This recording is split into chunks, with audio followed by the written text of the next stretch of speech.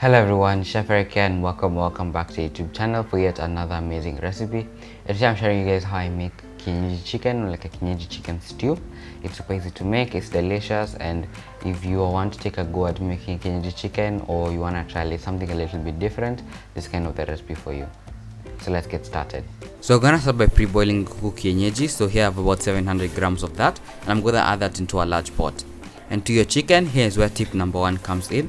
You wanna boil your chicken with some aromatics like ginger, garlic, lemongrass or dania stems, and add this in while you're boiling so that the flavor can impart. Cover with water and some salt and allow to cook for about 40 minutes to an hour. Here I'm using my salad master machine, which is set to about 90 degrees, and if you don't have one, you can rack over the stove over medium low heat. Once the chicken is fully cooked through, you wanna take it off the heat and pour it into a separate bowl. You can fish out the extra ginger and garlic that you boil the chicken with, so that no one ends up biting into a hard piece of ginger especially. Set that aside, and you can now start to work on our aromatics. This is where tip number 2 comes in. You wanna use as many aromatics as possible. So here things like onions, garlic, ginger, and hoho and tomato. These are things that bring in flavor into the stew without you even realizing. So chop them up into even sized pieces, and you can now head on over back to the stove and get cooking.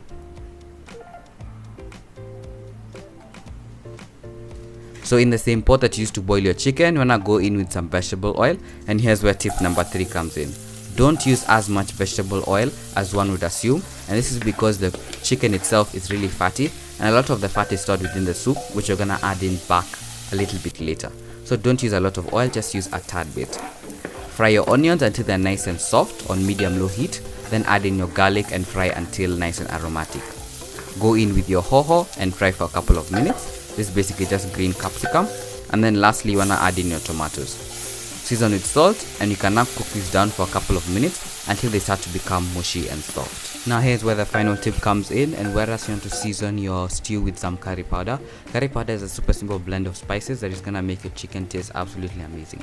Season with curry powder and some salt, and then once it's ready you wanna add in your chicken along with the accumulated sauce or the soup that was left behind. Add it in and give everything a really good mix. Cover and allow to cook for just 5 minutes, and you're done. Your stew is ready, and you can now make the sides.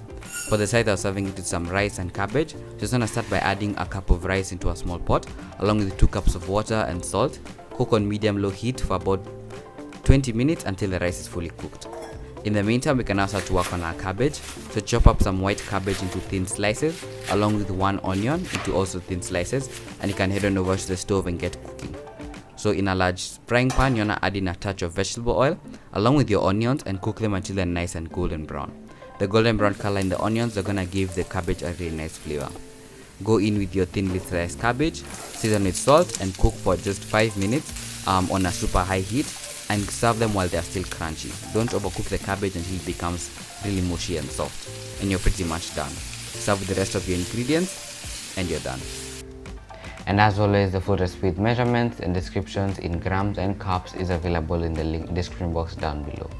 Thank you guys so much for watching, and make sure you guys like, subscribe, and turn on notifications for more amazing content every single Monday.